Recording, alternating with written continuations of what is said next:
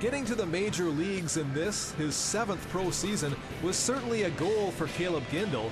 The Florida native sets his goals more according to effort than statistics. It's not all about the numbers. I think it's every day. I think it's a process, and for me, it's just having good at bats.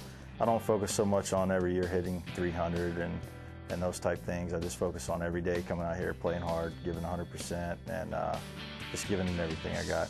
Gindl was called up to the majors for the first time back in June. He got his first major league hit, filling in for Ryan Braun, who was out with a thumb injury at the time. Gindl admits he was nervous while getting his first taste of big league action.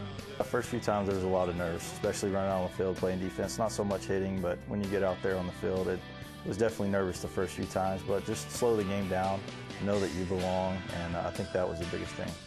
Caleb's first big league home run would come about a month later in the form of a 13th inning walk-off homer.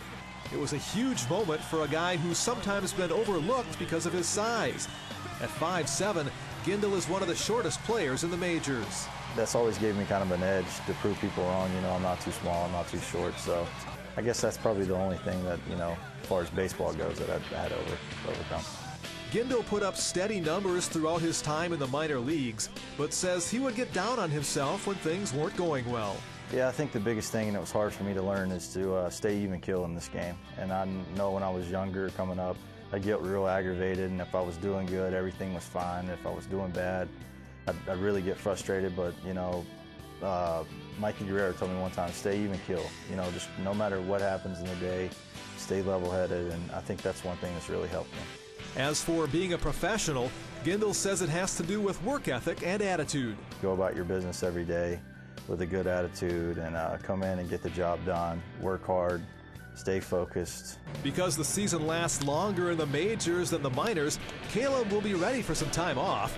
As a pro, he's got a routine that calls for some rest, then getting back into it to prepare for spring training.